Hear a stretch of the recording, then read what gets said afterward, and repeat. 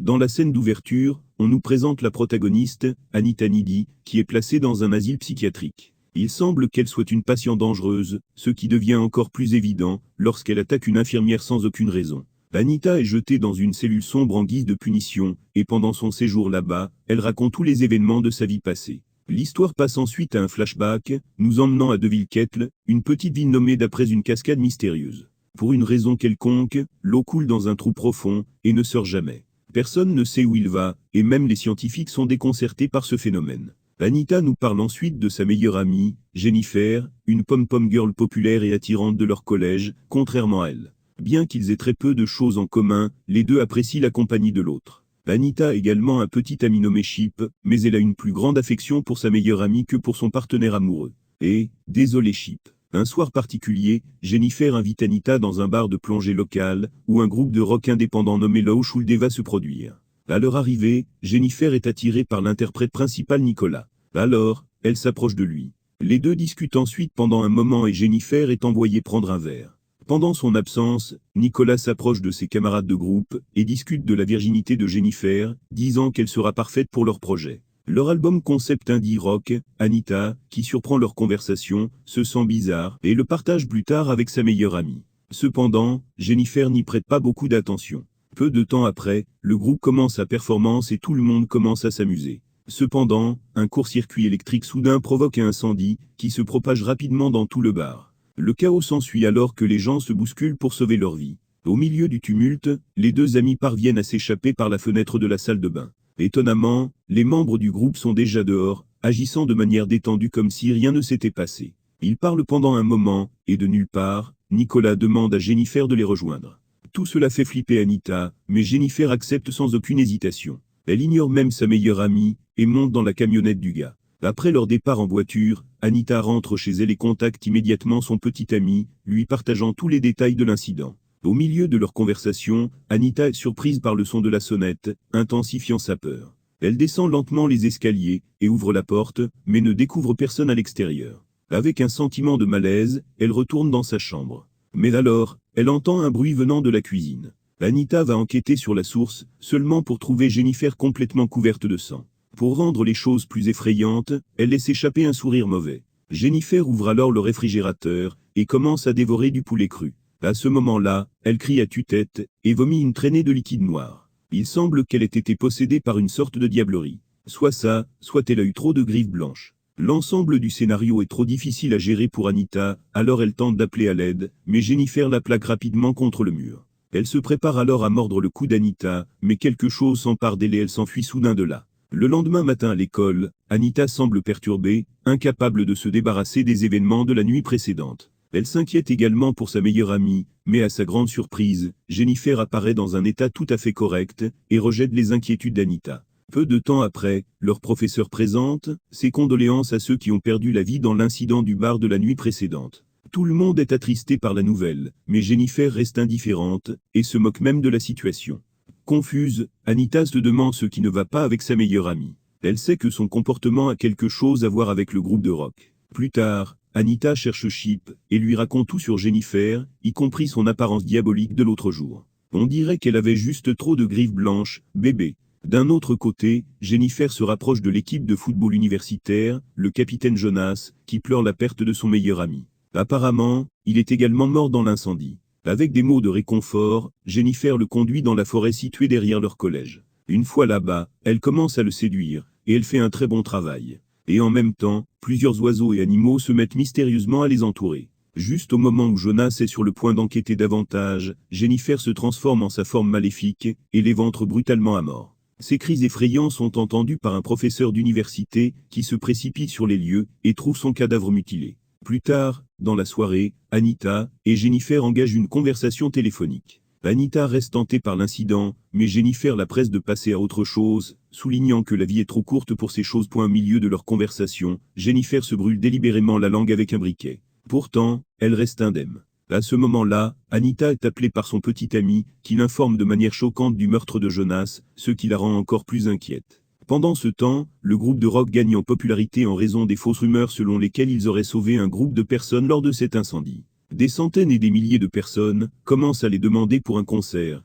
et une apparition caritative à l'école locale est enfin confirmée. Suite à cela, le film passe un mois plus tard. Les habitants, dont Anita, retrouvent enfin le sourire, et passent à autre chose après l'incident tragique. Cependant, Jennifer semble léthargique, fatiguée, et malade. Un jour, après les cours, elle et Anita marchent dans le couloir, lorsqu'un camarade de classe nommé Colin lui demande de sortir avec elle. Étonnamment, Jennifer accepte l'invitation, et lui envoie son adresse par SMS, l'invitant chez elle. Colin est sur le point de se faire sucer le sang. Plus tard dans la nuit, Colin se rend avec impatience à l'endroit fourni par Jennifer, tandis qu'Anita et Chip passent du temps intime ensemble. En arrivant à destination, Colin se rend compte que la zone est déserte, et que la maison est toujours en construction. C'est sommaire, mais il est concentré sur son rendez-vous avec Jennifer, alors il entre quand même dans la maison et rencontre Jennifer, qui le surprend momentanément par derrière. Sans perdre de temps, elle commence à le séduire, et à l'embrasser. Les premières minutes, tout se passe normalement, et le pauvre garçon s'amuse bien. Mais ensuite, il remarque un changement inquiétant dans l'œil de Jennifer. Colin essaie de s'enfuir de là, mais la méchante fille se transforme à nouveau en son moi monstrueux, et le tue sans pitié. Elle boit même son sang de manière sadique. Je suppose qu'elle va se marier avec lui. Pendant ce temps, Anita, qui est au milieu d'une romance, se met soudainement à halluciner. Elle voit l'esprit de Jonah sur le canapé et du sang coulant du plafond. Cette expérience troublante la terrifie, la conduisant à quitter brusquement la maison de Chip, et à s'en aller. Cependant, ce n'est pas la fin de ses soucis, car elle a failli écraser Jennifer, qui est trempée de sang. Remplie de panique, Anita se précipite chez elle et s'enferme dans sa chambre, tentant de calmer son esprit dérangé. Elle se couche dans son lit. Cependant, à sa grande consternation, elle trouve Jennifer présente dans sa chambre, apparaissant à nouveau normale. Cela rend Anita perplexe, la laissant incertaine de ce qui se passe. Et, avant même qu'elle ne puisse réagir, Jennifer l'embrasse de manière inattendue sur les lèvres, dans l'intention de l'aider à se détendre. Suite à ces événements, Jennifer révèle une vérité choquante. Le groupe de rock à épaules basses, le groupe de l'incident de l'incendie du bar, l'avait emmenée à la même cascade mystérieuse et l'ont offerte en sacrifice vierge à Satan, en échange de leur renommée et de leur fortune. Elle affirme en outre que malgré le succès du sacrifice, elle n'est pas morte, parce qu'elle n'était pas vraiment vierge. Cette mésaventure a également fait en sorte que le groupe reste de la merde. Cependant, Jennifer explique qu'elle n'est jamais devenue normale, car elle était possédée en permanence par Satan. Après l'incident, elle se souvient s'être réveillée indemne. Même après avoir été poignardée à plusieurs reprises par les membres du groupe, Jennifer révèle ensuite qu'en rentrant chez elle, elle avait extrêmement faim. Ainsi, elle a dévoré sa première victime, un étudiant étranger qui serait mort dans l'incendie. Après avoir expliqué tout cela, Jennifer mentionne quelque chose d'encore plus choquant. Cette nuit fatidique, elle prévoyait également de manger Anita. Mais à la dernière seconde, elle a changé d'avis, car elle avait encore des sentiments pour sa meilleure amie. Jennifer poursuit en expliquant qu'après avoir mangé, elle exerce une force supplémentaire et peut endurer pratiquement n'importe quelle blessure sans ressentir de douleur pour le démontrer. Elle se coupe délibérément la main et fait une large blessure. Mais il se guérit en quelques secondes. Accablée par les horribles révélations, Anita demande à Jennifer de partir. Ce dernier s'exécute et saute de la fenêtre du deuxième étage, qui est à environ 13 pieds du sol. Dans la scène suivante, Anita commence à mener des recherches paranormales, afin qu'elle puisse en savoir plus sur les événements troublants de ces derniers temps. Pour cela, elle se rend dans la section culte de la bibliothèque de son collège, et commence à lire des livres sur les sacrifices occultes et vierges à Satan. Après de nombreuses recherches, elle apprend enfin que sa meilleure amie est en fait une succube. Nous le savions déjà, un être surnaturel qui se nourrit de chair. Ces êtres ne peuvent être tués que lorsqu'ils sont affamés et faibles. Suite à cela, Anita partage ses découvertes avec son petit ami. Elle espère de la compréhension et du soutien. Malheureusement, il rejette ses allégations et suggère qu'elle pourrait avoir besoin d'une assistance mentale. Alors que les deux continuent à discuter, une prise de conscience soudaine frappe Anita, l'incitant à rompre avec son petit ami. La raison est simple. Elle sait qu'être proche de lui peut potentiellement mettre sa vie en danger. En plus, c'est un mannequin. Ce n'est pas tout point. Anita lui interdit même d'assister au prochain programme universitaire. Cependant, Chip ignore avec colère ses avertissements et s'éloigne. Le jour du programme universitaire, Anita attend anxieusement l'arrivée de Jennifer, déterminée à garder un œil vigilant sur elle. Pendant ce temps, Jennifer intercepte Chip, qui est en route, pour assister au programme. Elle invente astucieusement une histoire, disant qu'Anita avait une liaison avec Colin. Après cela, elle le conduit à une piscine abandonnée, utilisant les mêmes tactiques de séduction qu'elle avait utilisées pour tuer ses précédentes victimes. Ils sont super efficaces sur Chip. De retour au programme, Anita s'inquiète de plus en plus, lorsque Jennifer n'arrive pas depuis longtemps.